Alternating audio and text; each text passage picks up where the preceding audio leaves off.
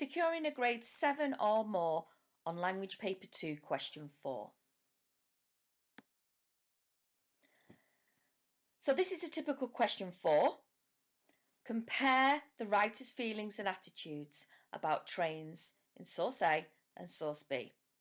16 marks, so it's a high tariff question, and one that if you're going to get a grade 7, you need to be getting around about 11 or more on. You've got to do 3 things to be successful. You've got to compare, you've got to understand the writer's feelings and attitudes, and you've got to explore methods. So where do students go wrong on this question? Well, the first way really is that they don't develop their understanding of the writer's feelings. They rely on one-word judgments, for example, positive view or good feelings, and that really isn't going to take it into level 3 or level 4. They also forget to explore the methods used by writers.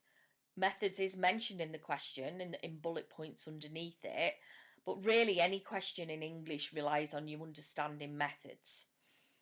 They don't clearly compare, so you'll see students using comparison connectives like whereas and however, but what they won't do is actually compare directly the feelings, and that is key to getting into level 3 or level 4. Finally, they don't write enough. Now, we encourage you to do this question second on the paper to ensure you don't run out of time. But really, when you look at the marks on offer 16, it should be twice as long as the summary question 2 answer. And so really around that 3 sides of A4 mark. So the success criteria for question 4. We encourage you to write about the feelings or the viewpoints in the beginning, middle and end of each text. There's 2 texts, so that would equate to a 6-paragraph response between 2 to 4 sides of A4. You've got to be able to use a range of what we call feeling words. You can't be relying on positive and negative, good and bad, okay? You've got to be thinking about whether it's a critical view, feeling disillusioned or frustrated or infuriated. Conversely, admiring, awestruck, optimistic. I'd really advise you to get 5 negative and positive, bank of adjectives to be ready to use in these answers. Going back to the first mistake that I talked about, this idea of not developing your understanding of feeling, I really want you to try to think of the because so model for doing this. Most answers will say in source A the writer is feeling positive about the boat, then they will go into the quote, then they will go into the method. You've got to develop that viewpoint. For example, look at the bit in red there. In source A, the writer is critical of the boat because it has next to no facilities, so he is unable to keep himself occupied to pass the time. Just by doing that in each of your 6 paragraphs, you will find yourself moving up the mark scheme. Every time you quote, you should be dealing with a method. Methods are anything that the writer deliberately does.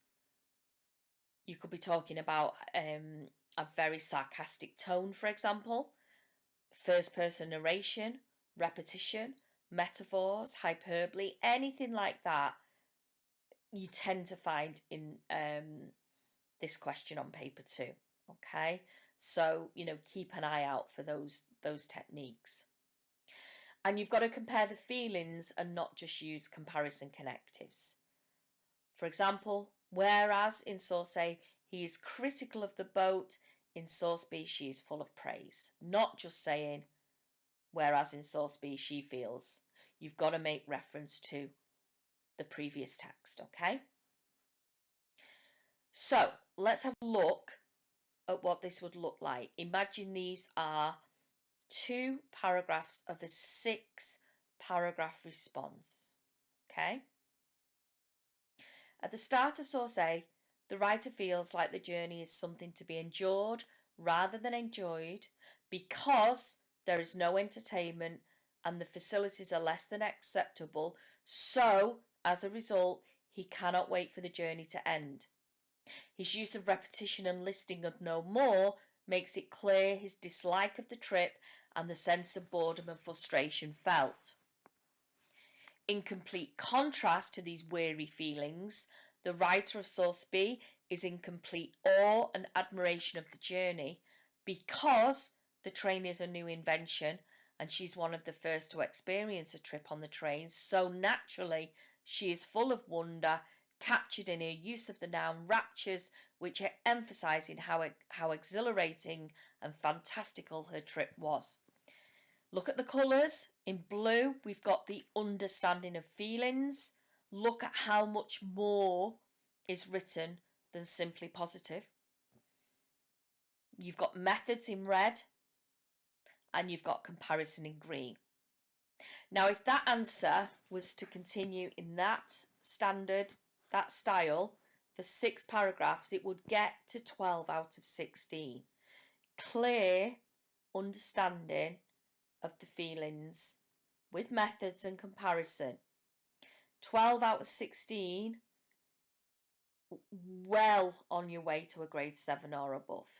Okay, I've deliberately not used something that's 13, 14, 15 or 16 because they often don't start at that. They start at this standard, and it's later on in the answer that they might offer something really perceptive or insightful, or they'll offer a very detailed comparison, possibly 3 to 4 pages, and that's what gets them higher up the mark scheme. I would be more than happy to see all our students getting a mark of 12 by following this model. Okay? You should practice this question because it does ask you to draw together a number of skills: understanding of feelings, analysis of methods, using quotation, and comparison. So here's a question for you to practice with. Compare the writer's feelings and attitudes towards different places in source A and source B. You've got source A that takes you through the place of Blackpool. If you look at that, you can roughly see where you would be dealing with the beginning, the middle and the end. And then source B, you've got Verona in Italy. Spend 5 to 10 minutes annotating, finding the bits that you need, and then spend about 25 minutes having a go at that answer.